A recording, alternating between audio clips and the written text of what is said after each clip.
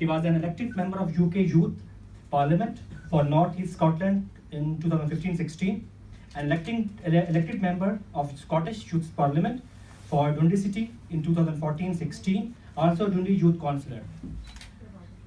मैं दरख्वास्त करूँगा मुज़दलफ़ा अहमद से कि वो डाइस पर तशरीफ़ लेकर आएँ और आज के दिन की मुनासबत से अपने ख़यालात का इज़हार करें। मुज़दलफ़ा Ahmad.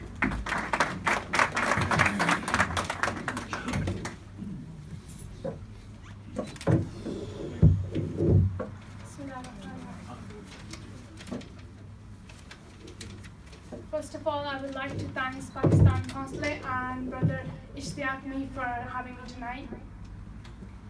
As a youth councillor, I spoke for the rights of young people on many different platforms, and even got picked by the Speaker of the House of Commons, John Bercow, to debate tackling Islamophobia in the Wage Chamber of the House of Commons.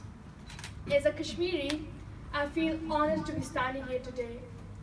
And when I look around, I'm so happy to see so many senior faces gathered here tonight to express solidarity with our fellow Kashmiris who are struggling for their right for self-determination under UN resolution.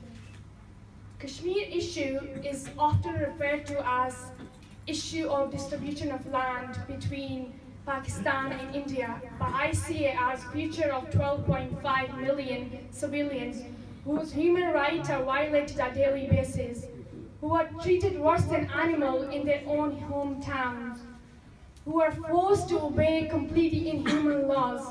One of the inhuman laws the government of India has imposed on Kashmiri, which is so-called Public Safety Act, under which any person can be in prison without any evidence for as long as they wish and as many times as they wish. This law has rightly described as lawless law by Amnesty International.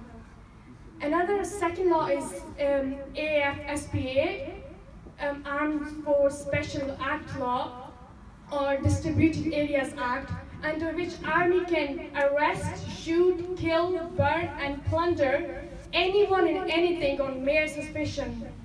These laws have been in place for 30 years. Why is the international community silent on this? And how come India is declaring itself a democratic society?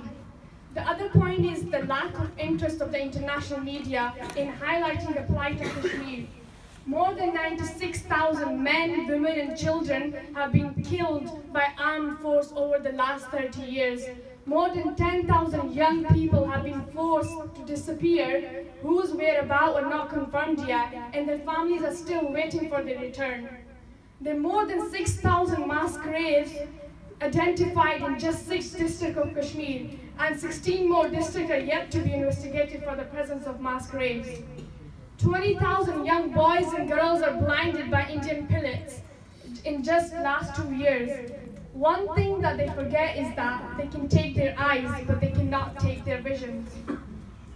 And how can you forget the government's curfew, which lasted 2 months, no phone or internet for Kashmiris, cutting them off from the world, which is stopping many of their human rights. And many residents reported that they were not even able to access any medical help during that period. And let's not just go towards the sexual violence is casually used by army towards the Kashmiri women. And all these atrocities are happening on a daily basis. Kashmir is the most militarized and terrorized part of our beautiful planet. And India has forced 1 million of its army on Kashmir, and the world is just a spectator. The civilians are killed on a daily basis and no one seems to care.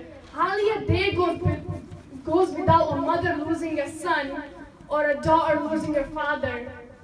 Kashmiri community is the largest minority of Muslims in the United Kingdom, so much more in Yorkshire and more so in Bradford, and yet there are hardly any Kashmir-specific organization or charity working solely for the victims of conflict. I believe that Pakistan Consulate can unite the Kashmiri community under one umbrella, to work for one agenda, to see Kashmir issue as a humanitarian crisis rather than a distribution of land, to draw attention of the world's community towards the plight of Kashmir, This is one of the reasons why we don't see many young people hear about in the Kashmir events, because they can't be bothered with the same old game. We need to educate our young people about the Kashmir issue, because end of the day, they will be the people who take that message forward. We need to make sure people come out of their tiny cocoons of personal and organization interests and focus on getting the Kashmir issue sorted. When Scotland can have referendum to decide if they will stay a part of the UK, then why not Kashmir? If East Timor can be given the right of referendum in 1999 by Indonesian government, then why not Kashmir? If Southern Sudan can have right of referendum in 2011, then why not Kashmir? If UN can help all these areas, then why not Kashmir? Why can't they complete the promise they made on 5th of January 1949? I want to leave with a simple question.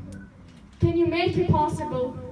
Can you make it possible that when I look at Kashmir, I don't see innocent lives being beaten to death, but I see the Kashmir by its beautiful mountains and valleys? Can you make it possible that when I think of Kashmir, I don't hear the screams of children being subjected to pillets and lying in underpaid hospitals with no resources to treat them? Can you make it possible that when I hear the word Kashmir, I see Dal Lake overlooked by the lush Mughal gardens?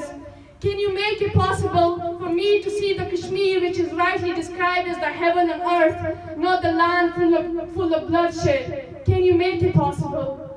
I'm not saying it's going to be easy, and I know it's not going to be easy, but I'd rather be the fighter than bystander.